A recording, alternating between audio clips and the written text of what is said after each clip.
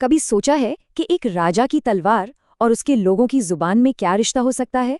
सुनने में शायद अजीब लगे, है ना? लेकिन आज हम एक ऐसे ही बहुत गहरे कनेक्शन को समझने वाले हैं।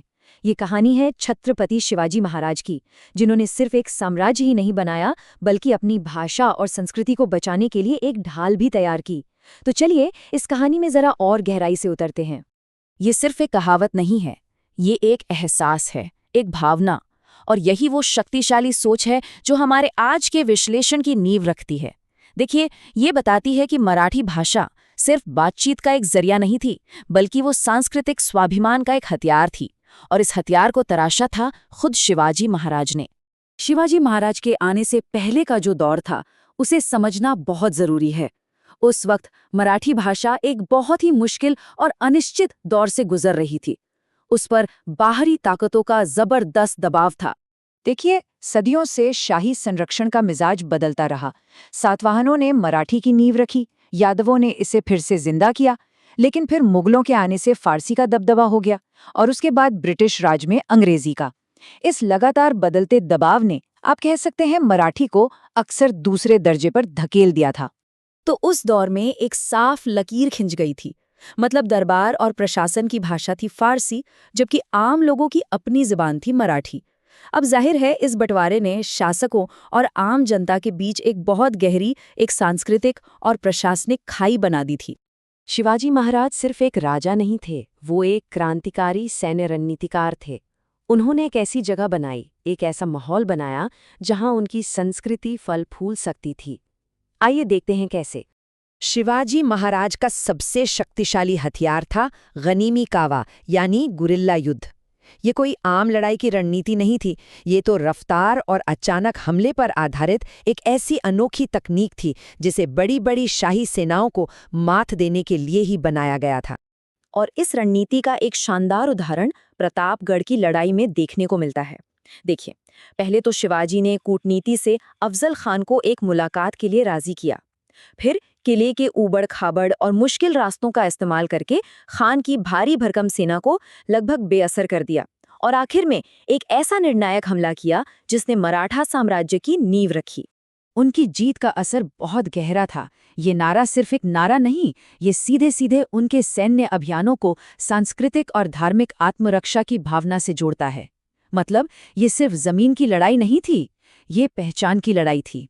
तो अब सवाल ये उठता है कि शिवाजी की राजनीतिक और सैन्य जीतों ने मराठी भाषा और संस्कृति को कैसे बचाया और कैसे उसे आगे बढ़ाया। चलिए समझते हैं।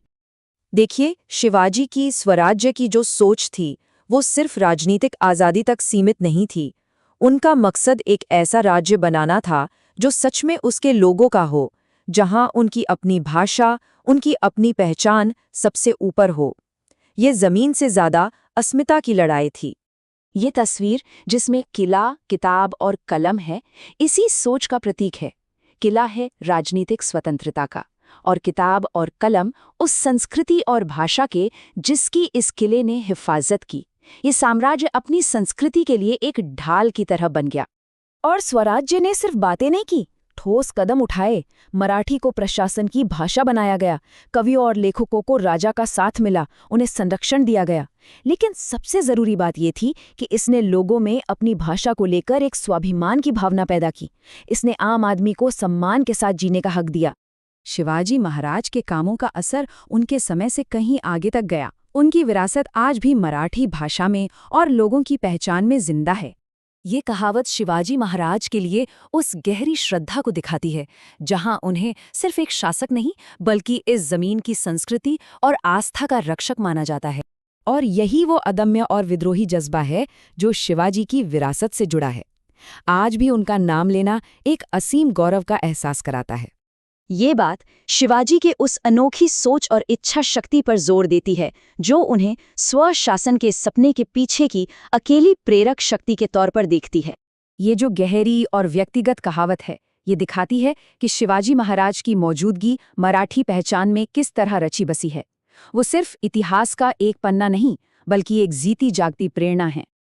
और ये समझना भी जरूरी है कि शिवाजी जिस भाषा के लिए ढाल बने, उसकी अपनी एक बहुत लंबी और खूबसूरत साहित्यिक परंपरा थी। महान संत ज्ञानेश्वर जैसे कवियों ने तो इसकी मिठास की तुलना दिव्य अमृत से की थी। ये इस भाषा की कलात्मक आत्मा का सबसे बड़ा प्रमाण है। और यही सारी बातें हमें एक बहुत गहरे सवाल पर लाकर छोड़ देती हैं। शिवाजी महाराज की विरासत हमें ये सोचने पर मजबूर करती है कि कैसे एक भाषा सिर्फ शब्द नहीं रहती, बल्कि अपनी पहचान और स्वतंत्रता के लिए एक पूरी कौम के संघर्ष का प्रतीक बन जाती है।